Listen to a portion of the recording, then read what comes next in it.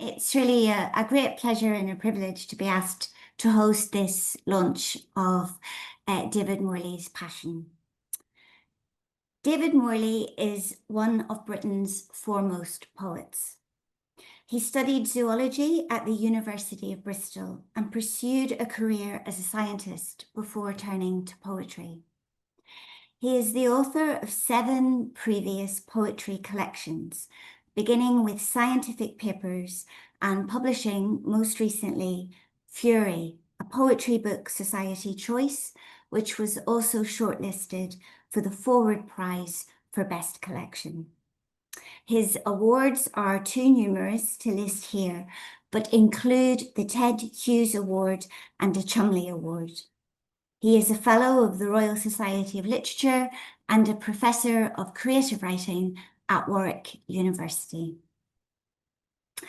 An ecologist and naturalist, as well as a leading poet of Roma heritage, Morley is adept at fusing different languages, dialects, lexica, and speech patterns into completely new and unexpected formulations, making him one of the most distinctive poets working today.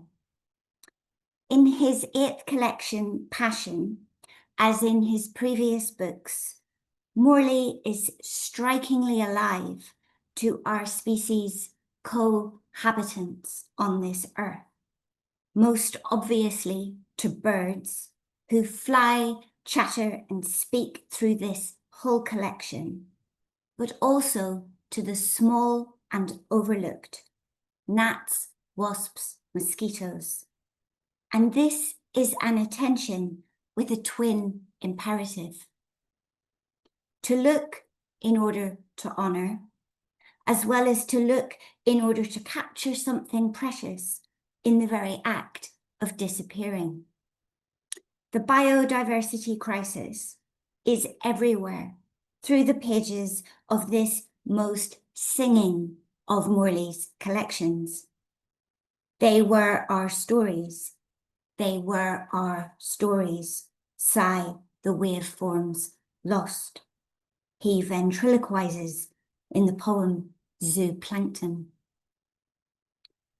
As Lesmery did before him in his translations from the natural world, Morley pitches his poetic voice in between the human and non-human to brilliant effect.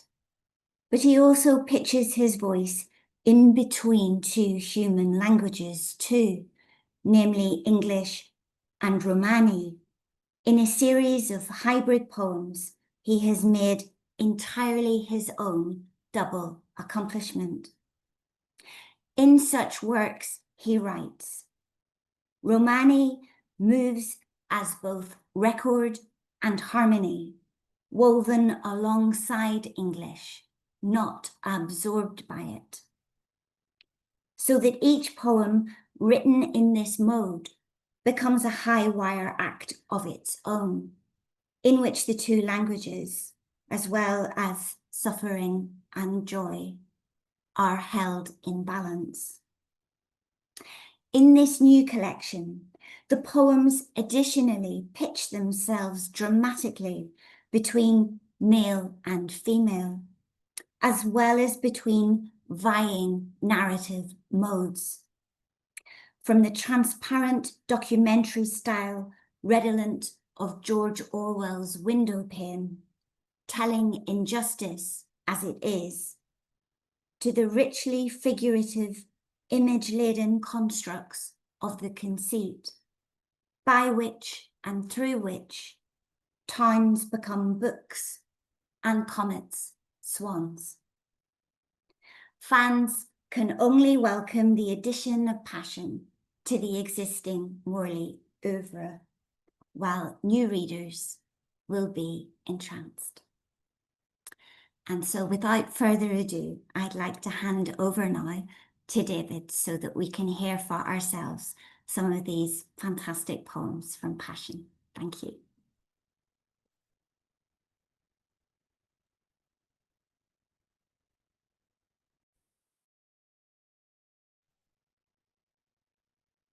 Hello, everybody, and thank you so much for being here to help launch my book into the world. I'm really especially grateful to Sinead, a poet I admire deeply, for introducing me so generously and sharing tonight's event. I'm looking forward to trying to answer some of your questions later. This book grew from deep listening to birdsong, to travelers, to music, and to loss and to language. But I feel it was listening to story and my passion for story. That's one of the main features of it. So this is a story. Did you know that the Yellow Hammer's Call, inspired the first four notes of Beethoven's Fifth Symphony?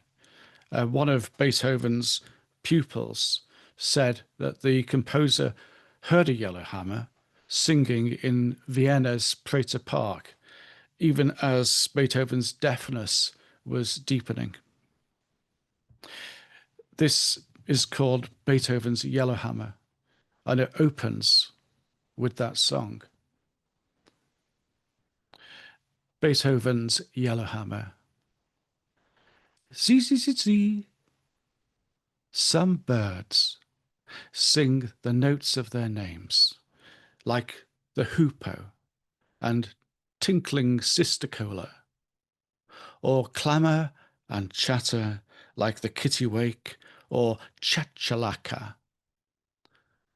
Some ask you to take them at their word, like the grouse or the go-away bird.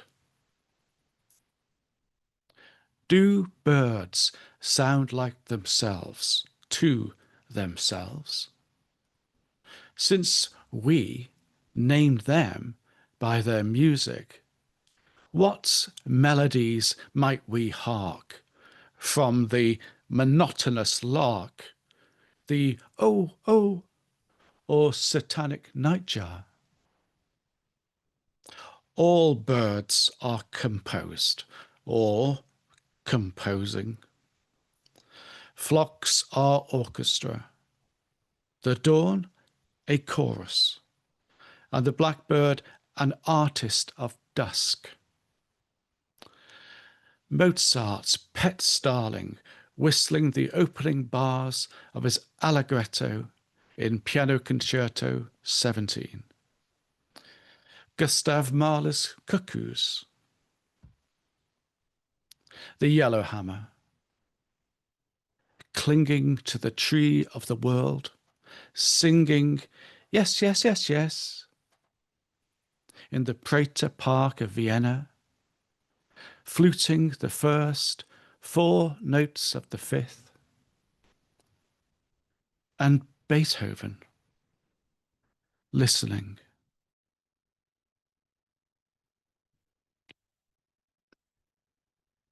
As I said, writing passion was an act of listening to such song. I did a lot of walking while I was writing this book. In fact, I was walking so much that lines and images were coming to me inconveniently while walking. I'm sure the poets out there understand and appreciate this. So I was tapping lines and images into my phone while walking, and it was quite a dangerous activity given the grounds were often uneven or cars were coming the other direction. But in this poem, my search for where sound became sense, where a skylark. He is not just a skylark, but something more. Now, I know as a zoologist that how we hear a skylark song is not how another skylark hears it. The song for another skylark is far slower. It's very, very nuanced.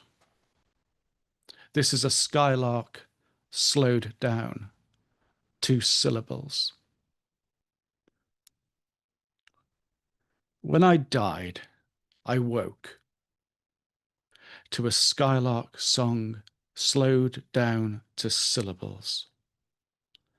Not the human herd fervour of notes fireworking from its throat. I heard it as bird, its true sound, a speech of spirals, how a lark hears a lark. His voice resounded in spheres, in spheres, in spheres, above, beyond, and down the meadows and towns.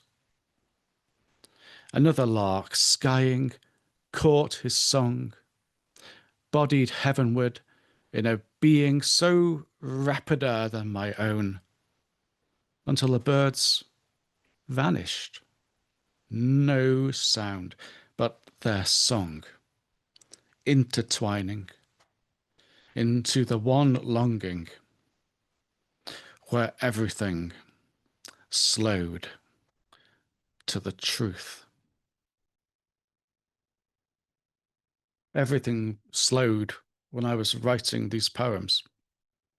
I learnt during this period that I was seriously ill, but I kept writing, and not to push away what was happening, but to hold life steady in my hands, to keep seeing, and to transform memory into presence. The next poem is a story. It's a story of an oath. It's a story of abiding love and abiding prejudice. It's one of those poems which are quite rare, being a true story. It tells of my first visit to the Bodleian Library with my wife-to-be. Those of you who know the Bodleian Library will know that before you can go in for the first time, you have to swear an oath. And you can swear it in any language.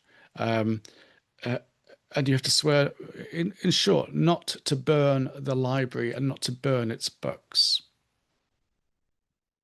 Yeah, let's see, an oath I think I can keep. But the oath.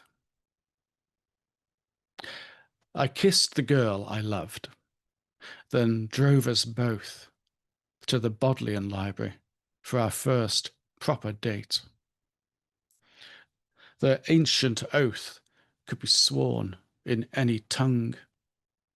Item nec ignem nec flamen in bibliothecam. Latin. Choose your language, said the clerk at reception. My girlfriend spoke her vow in Hereth Welsh. I asked for Romany. Any language but that, the clerk tutted. I choked it out in RP, then wrote the Oxford Oath in Romany. I handed the pledge to security on the door. Ne anal anda biblioteca ve local ve para. Offer the vow in this if travellers ask. I'm sorry, sir. We can't be doing with that. I swore to burn the building to the fucking ground, to smite, deface, and injure every tome. Fight in speech, not fire, says the Book of Life. I held my oath as near to him as a knife. Whatever paravav tut. Romany. Words will smash the doors down.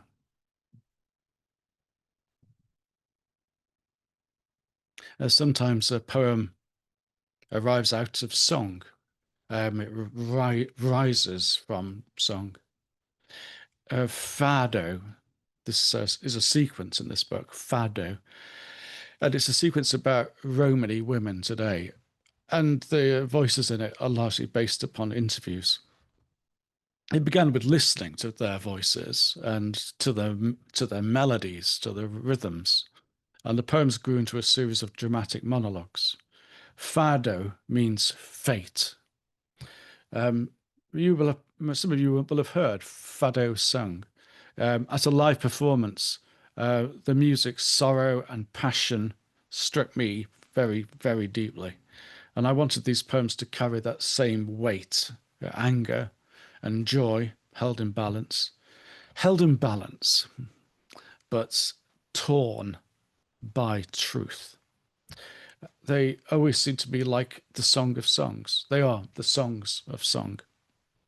It's just a warning that some of the images in these poems may be hard, but they show the reality of life for travellers. And the story of these travellers is now and in England. The original poems hum with lovely Romany words, but I've decided to translate them as I read them so as not to get too lost in their language and therefore focus on the story. And this poem is called Lubenitzer Walker. The titles of these poems are the names of the women. The spittle of the market traders spatters my coat. I sop my face and sing. The shopkeepers stare daggers. They back into their doorways like calves in a barn when the knackerman swings by with his stun gun. Not one has the bollocks to block me. A nation of tradesmen on speed dial to the police. The rozzers kettle the travellers on the market square. The locals stand by, gawking, piss-taking. A roundup of jippos is what England voted for. Suspicion of behaviour, likely to cause harassment, alarm, or distress. These days, even suspicion can snatch you from the streets. One phone call from a racisto roused up to jibe gypsies. What is it, sir? Are you distressed, alarmed, or just suspicious? Officer, he was looking at me funny, and he talks foreign. I thought we voted to send that lot back where they came from. And a soft-brained sod pulls the community trigger. A plod logs the stat. The charge sheet states the case. But the copper has nothing on me but my race. I pity the poor pensioner, a deadlock through his heart, his gobbed up good old days and air-fixed Spitfire fights. He shudders like a coney at the good morning of gypsies. I don't want no grief. Be off, or I'm calling the police. Serf to his Darrell. He squanders his Pekivame. Dust, dust, dust.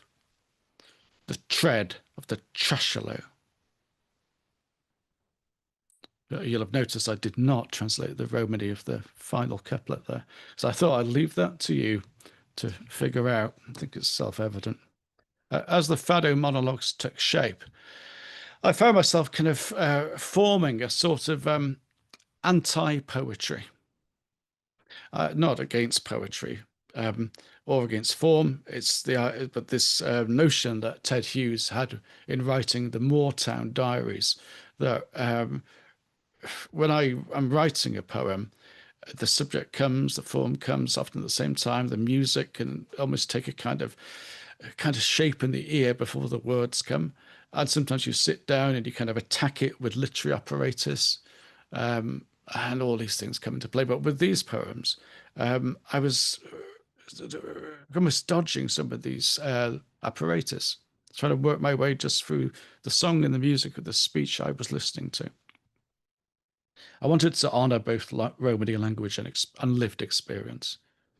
Romany moves as a kind of record and harmony woven alongside English, not absorbed by it. I didn't want to speak for anyone, but to listen, to bear witness. The poetry is in the people. This is a poem called Mememe Pesha. I am a caravan. The eye of my door open to the weather. The travellers douse me with diesel. I am unclean. I died when my owner died in me. Memee was barely with it when the gypsies cut her down and carried her into me. They laid her on the blankets by my stove. Cabarrier nursed her. Esmeralda phoned the Sawbones who didn't show. Then the police swarmed over the site with nagging notepads, pushing it that one of our own killed her. They did not search me. I am a caravan. I cradled Mermaid in my arms through night and day. I watched her marriage deepen to dark. I heard her mind warp. Her husband, Jacko, worked year-round hauling pallets to the edgelands of England. A cock jock was Jacko. Memee married him at 15. She loved him like life. He'd come and go, spent more time with his truck than his wife. The truck's my living, he'd say, revving the motor, showing off. The next day, Jacko would be gone. Trucking was his true love. You even sleep with that thing, Memee said. I sleep in it, he shouted.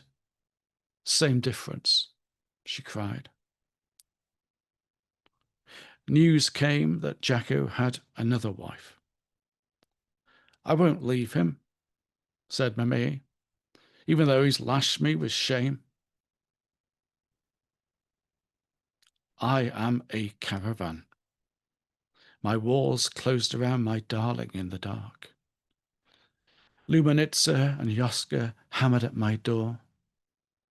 The moon had washed white the sheets of the day. The tree where Memee was hanging was yards away.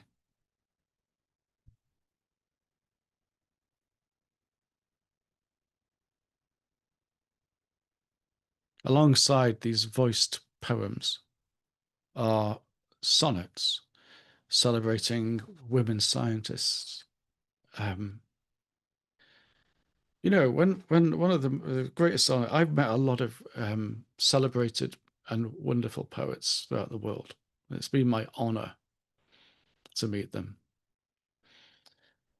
Fundamentally, I go in fanboy mode when I meet them, but you rarely hear about fanboy mode when it comes to scientists, do you? When I graduated in zoology from Bristol University, the person who gave me my degree was Dorothy Hodgkin. Dorothy Hodgkin, the Nobel Prize winner of her studies in crystallography, who was wearing slippers. That's what I noticed, because every time she stood or took part in any kind of ceremony, she was in constant pain. I wasn't to know that. I thought she was wonderful. I tried to hold her hand for longer than I should have. And Dorothy Hodgkin is actually one of the subjects of a sonnet in this book. But the women scientists that I write about include Ada Lovelace, Anna Atkins, who wrote the first book of photography, Mary Somerville, Caroline Herschel, and others. I think these are visionaries whose insights helped reshape how we understand the world.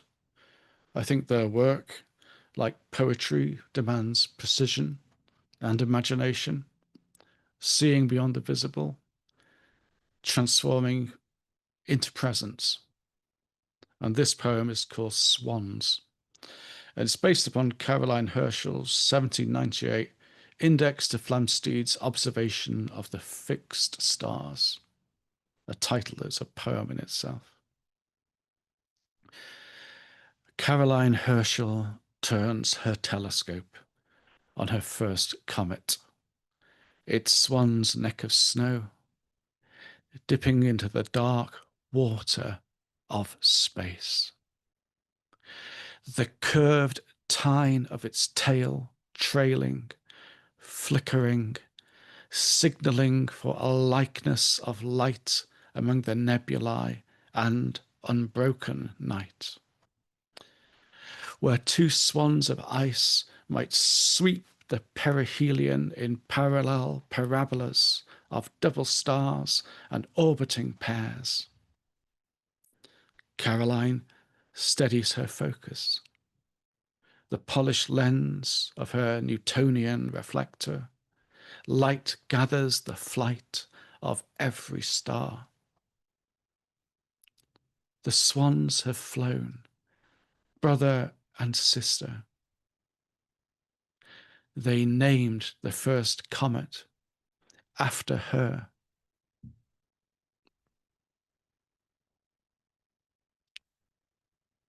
Anyway, but just to say before I finish reading, I'd like to thank Michael Schmidt and also John McAuliffe for the expert editing of this book. They drew me to write new poems, and I don't think those Fado poems would have existed without them. Also like to thank Andrew Latimer for our endless work upon this book cover, and also to Jasmine Linkletter at Carcanet, and to Aisha Allenson for looking after the event tonight at short notice. But to come to this final poem for tonight's reading, it's about the essence of passion, stepping willingly into the darkness,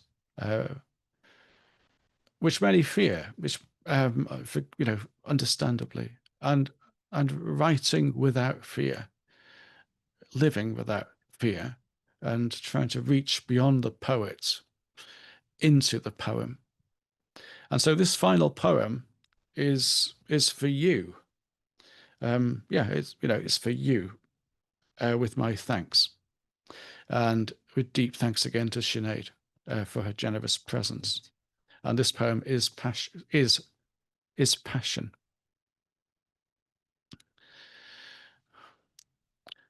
I want to thank you. Few poems do, but you deserve more, even if it takes the sorry form of a story or song or a love letter, finally landing in the right heart. Love is like that letter in John Keats's hand.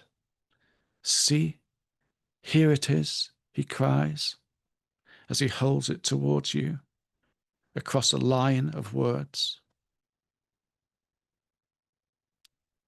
A page is a window. It is not a stage, although I have played on it. Nobody who loves you wants to leave you. But we do, as Keats does. Before your train turns out of the terminal, or your cab leaves me at the curb, watching you go, pause for one moment and say to yourself, in the small, hard hours, thank you for the day coming, through which you and I go alive and invisible. And say thank you. Thank you to yourself for making of it a heaven.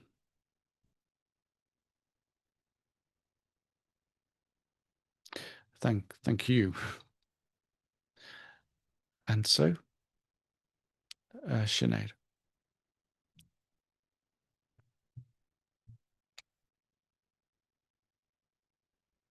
Thank you so much, David. It was wonderful to hear them. Of course, I've only read the poems, but it was wonderful to hear them voiced and voiced in your voice and at your pitch and at your rhythm. So thank you for that reading on behalf of me and all the attendees at tonight's event.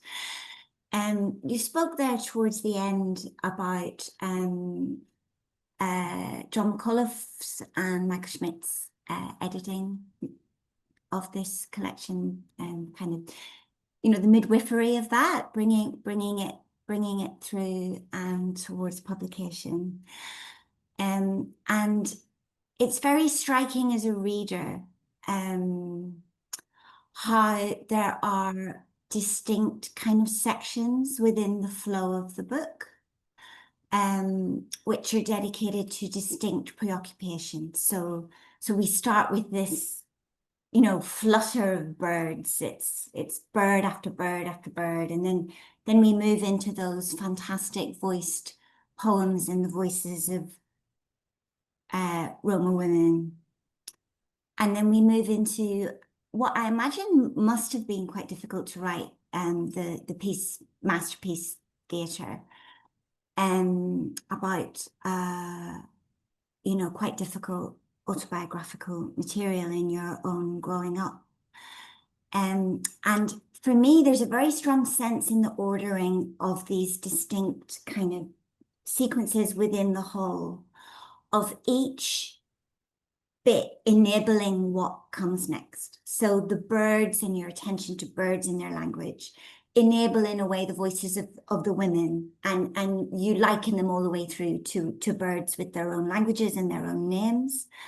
And through that sequence, we hit that kind of anti-poetic vein, which you also mentioned, you know, where it's not adorned and it's not flamboyant. It's very stripped back to what happened. You know, this happened and then this happened and then this.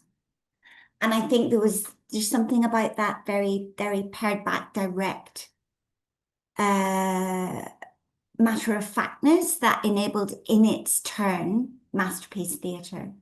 And I just wondered if you'd like to talk about that sense of each step kind of leading on to not only what you say next, but leading on to the possibility of you saying what you say next. What I say next. Just to start off with what you said about John McAuliffe and Michael Schmidt. It was fantastic to be unrendered, actually, as I had a great deal of confidence in that draft of the book, but it was about making the book kind of wider and larger, actually, and in some ways, you know, when I was writing to John didn't say much, actually, but it was enough to compel me to you know go deeper, actually. Now, that's stripped back anti-poetry. It was something I said the poetry is in the people, to let these words speak for themselves. That those things found their own form. I think Fado is like that. It communicates very, very directly. At the same time, I was writing the poems in response to what John and Michael had said. I was also writing a novel I was writing for the first time. When I first went into writing, when I first decided I wanted to be a writer, at about the age of 15, what I really wanted to be was a writer of fiction. That was really my ambition. I love story, and I admired the ambition of novels. And I read everything I possibly could, as you do when you're 15 to 17 years old. You can read the entirety of Emile Zola in 2 months. You know, it's amazing what you can do when you're that age. But then some teacher came along and showed me a poem, and it completely hit me sideways. So I thought I'd do that as well. And then I was utterly absorbed in that. So coming back now and kind of discovering that, rediscovering that joy that I had when I was 15 of fiction and prose fiction, I cannot but help think it influenced the writing of this book at that stage, and the way I was compelled to bring story to the fore and also the sectioning that you have so brilliantly noticed, because I did not section as 1, 2, and 3 or give it titles. All I did was I think I put in a bare page between the section, Yeah. just like an intake of breath. But you're right, there's a sense of story pushing along and a sense of trusting entirely in poetry, of course, because poetry's been by my central. They've been at my core for such a long time now, and fiction isn't chasing it out, because for me, fiction and poetry have become almost the same action inside my mind and body. But towards the end, yeah, that's that sense that this was a book that was kind of standing up. I also think the book had without going into too much kind of personal detail, I don't know how much you noticed about this, a kind of finality about it. Like Passion almost felt like somebody's final poem, a goodbye, a Oh, farewell. don't say that. No, no, no, no, no. But this was very much kind of in my mind and experience at the time I was writing. Is that I mentioned this thing about holding things in your hands and all that, which is a kind of fancy way of kind of say, I was writing with a certain constraint of time, as I thought. There was a lot of things I was kind of having to deal with, and that I might and I will still have to deal with it. But I think that sense of that onrushing kind of end did have an effect upon the speed in which I was writing them, definitely, and kind of just letting my letting my guard down, letting my literary guards down a little bit, and letting the poems charge, actually, see where they wanted to go. That said, I'm sure that I know Michael's in the audience. There'll be another book. I've already started writing it because you can't help yourself. That's the way poetry will have its way, won't it? So Yeah, fantastic. Thank yeah. you. To anyone in the audience, if you would like to ask David a question, if you can pop the question in the Q&A box rather than the chat box. When we finish our conversation, I can go into that and put your questions to David. You said there, David, about letting the poems kind of charge and see where they wanted to go, and you've described the words in these poems as kind of your football squad. You let them loose on the pitch and off they go. And I think there's something really interesting there in this idea that they maybe kind of have an agency of their own, or they pre-exist in some sense on their own. I don't think I've ever read a book in which this sense of listening is as active as it is in Passion, and you've talked about listening a lot already. And so that also suggests that you're listening into something which is kind of given, that you're being granted access to something that comes through you in a way that you can be a kind of conduit or a channel. And at the same time, there is that sense of form and really wonderful craftsmanship, which is through all your work. And, that incredibly deft use of white space, which it's one of your hallmarks as a poet. And I just wondered, about that relationship between your understanding of the poem as given and as made. And you have this fabulous line in the poem about the poems being in the fields. You just encounter them, they're there. And you're talking about a primrose, and you say a primrose is, it exists and then it's made. And I thought that was maybe a nice corollary to your poems in this sense that they pre-exist you, but you also make them. And I wondered if you could say something about that paradox. Well, thank you. I was one of the things is that I do like listening. I much prefer listening to you, Sinead, and to people than I prefer listening to myself. So, and that poem that's towards the end, I found the poem in the fields, is a quote from John Clare. And I really enjoyed writing that poem. It has a line in it which I'm very proud of, which is I'm talking about these primroses, and I'm not talking really about primroses, sure, as you rightly detected. This says, "Accept they live, except to die. And I remember sort of that coming quite a quick, I accept they live, except to die. And I thought that's a really good kind of summary of what's going on in my mind and in this book, actually, at the same time. Um, listening is terrifically important to me. I've spent a lot of time as a scientist stuck behind a microscope with nobody around me, endlessly listening.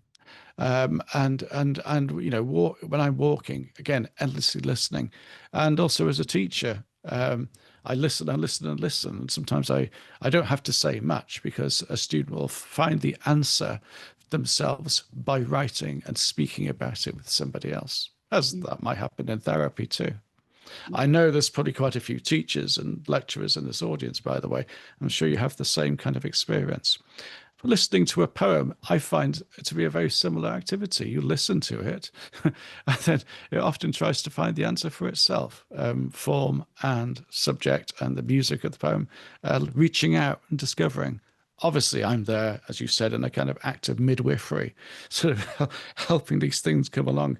Although that act of midwifery can, of course, as with I'm sure you understand, last for 50 to 75 babies, some of which might have to go somewhere else and become new poems, new babies.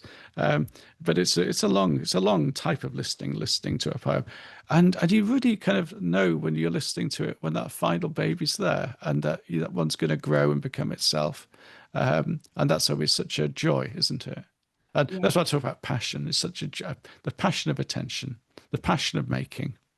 yeah, yeah, absolutely. Fantastic.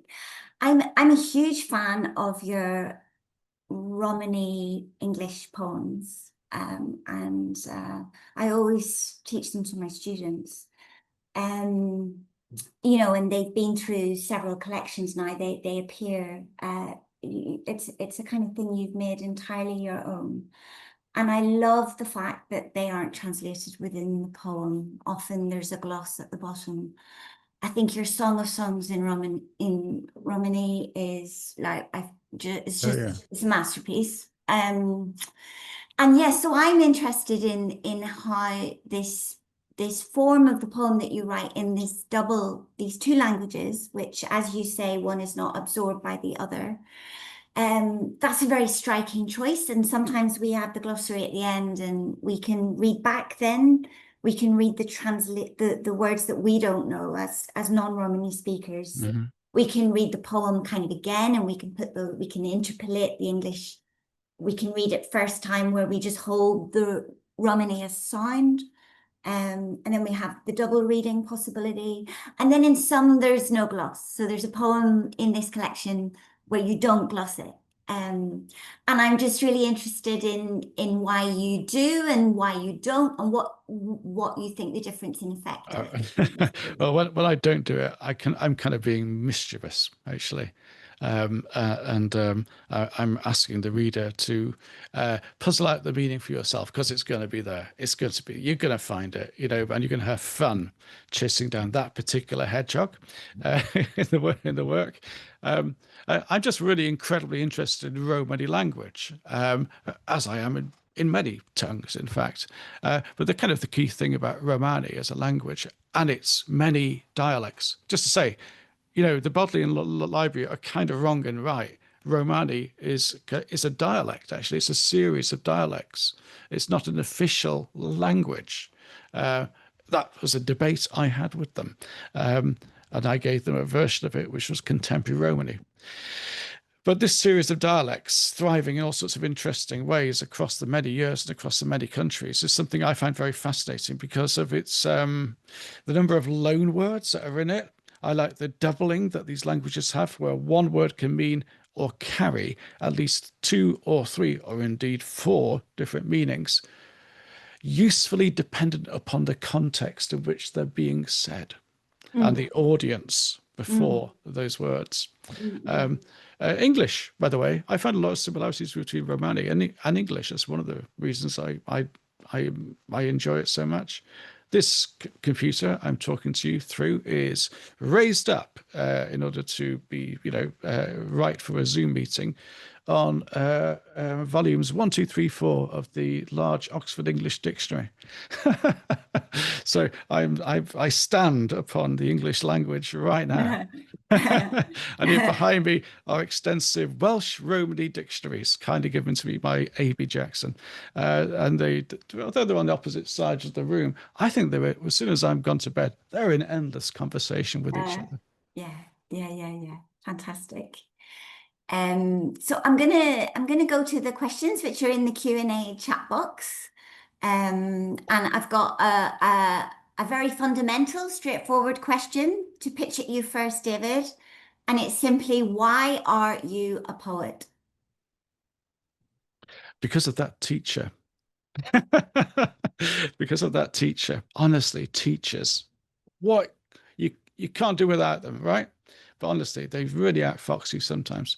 I was happy being a scientist and a ambitious non-fiction and fiction writer, but the sheer, again, it was listening, the sheer sound, resonance, and compelling impact of the poem by Ted Hughes called Wind hit me like a bomb. And from that point on, I was caught and I was a captive of poetry. And I know it's a very cliche. I never looked back. What I mean is that when one looks through one's life, through the many lives one has, through the many relationships you might have, and indeed in my case, the many jobs I might have too.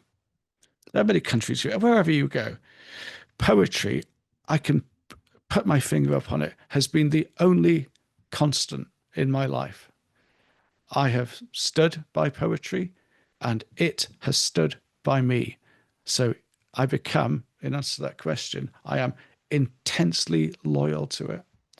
And that's one of the reasons why I endlessly go into classrooms and try to not teach it, but to share that spark, to share that energy, to share that wonder.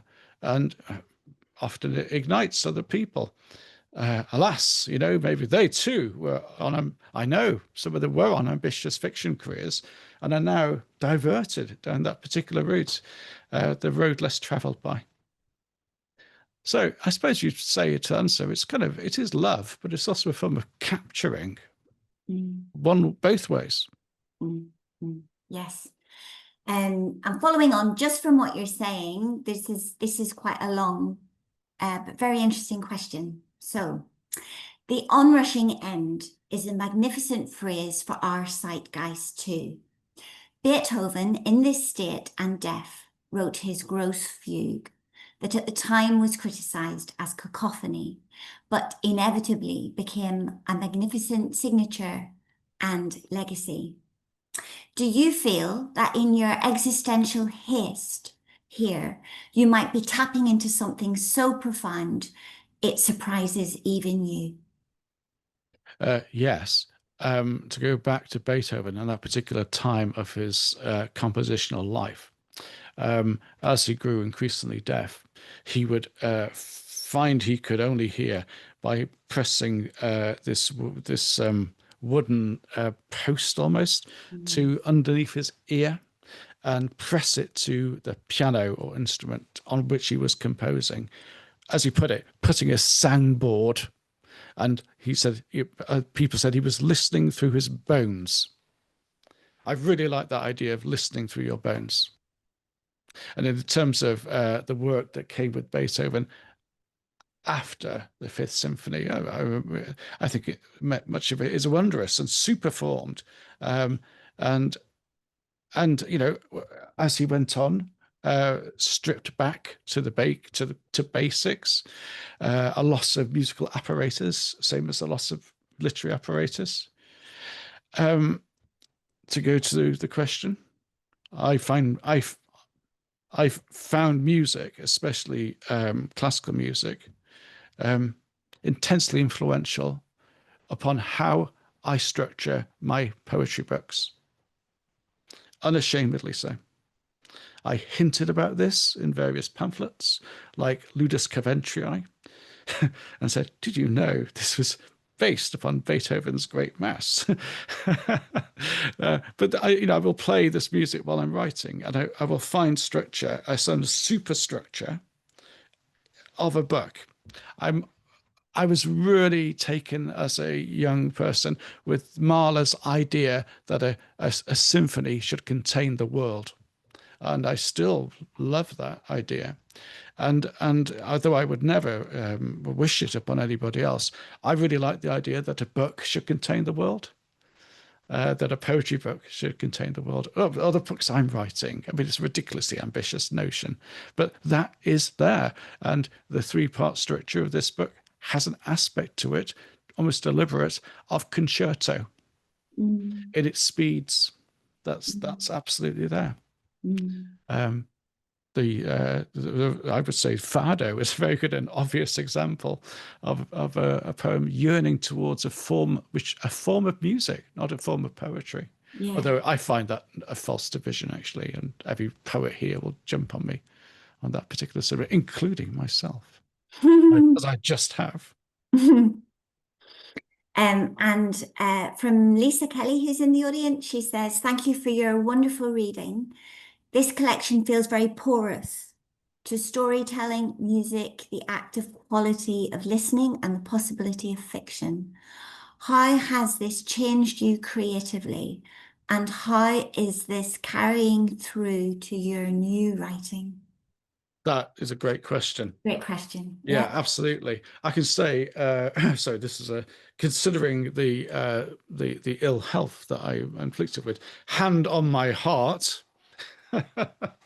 um, this has utterly rejuvenated my how I feel about writing.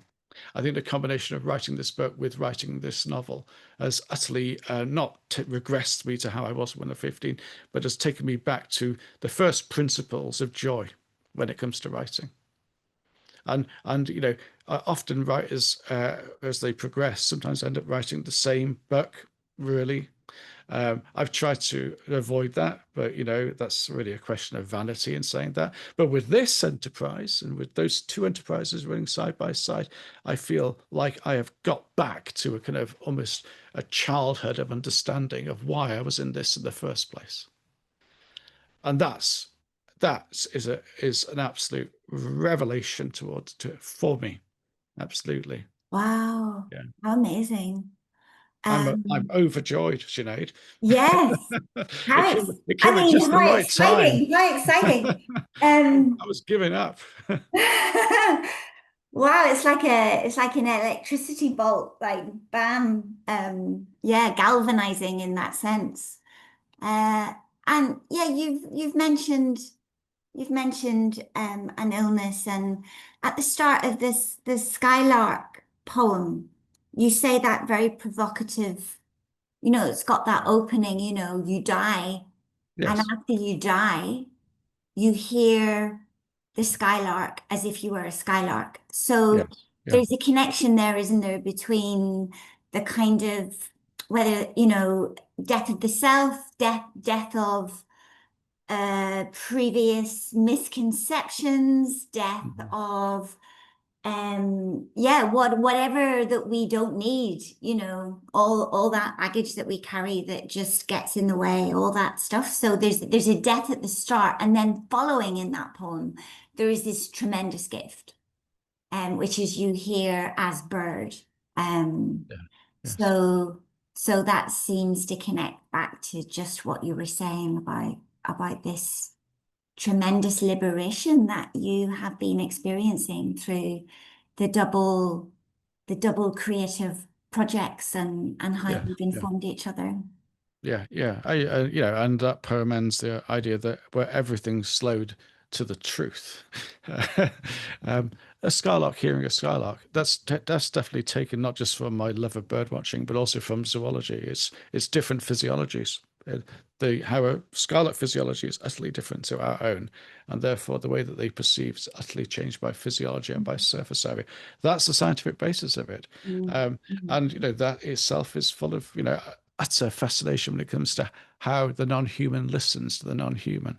mm, How with the shyness of the crown, how trees communicate with each other. Um, And I clumsily say at the end, I like to think they do this out of love, though I am playing the iambic heartbeat, right? And yet that's a truism. There's a poem in here about taking the plastic out of sheer waters. mm, Yeah, and in that poem, I open with this expert in dissection taking this plastic out of a sheer water, and then I go into this nature poem. And in some ways, it's a beautiful nature poem of a sort that I would have happily written maybe 5 years ago. And then the poem ends where this dissecting guy turns to me or to the poet and says, "That's what a poem full of plastic looks like." And that's where where I shocked myself into thinking it's time for a change here. yeah, It's every poet kind of, if you like, dies and re-kicks, hopefully, with the new book. And every book is a kind of little death, I think. But these two, this one and the one I've completed, it's like a great doubling of these things. Not so much a reversal, but the opposite. wow. Yeah. So I'm very fortunate, but that was just a complete accident, really. I did not foresee or seek this, Sinead. Mm, marvelous. A great doubling. Yeah. Well, I think a great doubling kind of applies to this collection and to your work, David, on so many different levels. Those in between spaces that you have creatively forged for yourself and open wide for us readers. So we're so grateful. And thank you so much for being so generous with your answers this evening. Yeah, thank you very much. Um, Can I just say, I'm just for the first time just browsing down the Q&A at the side there, and it'd be great to get hold of this. But also just to say, if anybody is a friend on social media, whether that's Facebook or Insta or Blue Sky, and you feel like asking one of these questions, I will happily write. You can either DM me or write it in a feed, and I will do my best to answer them. These are really great questions. It's a shame to lose them. Yeah, yeah. I know, and we didn't get a chance to ask them all, but it's all there and it's all stored and it's the Oh record yeah, great. of the reading is everything that the audience has contributed as well as what you've read and our conversation. So Yeah. that would be a wonderful thing to have. But also just the thank you for the comments as well. These are very heartening. Well, I keep going about hearts. Okay, that's it.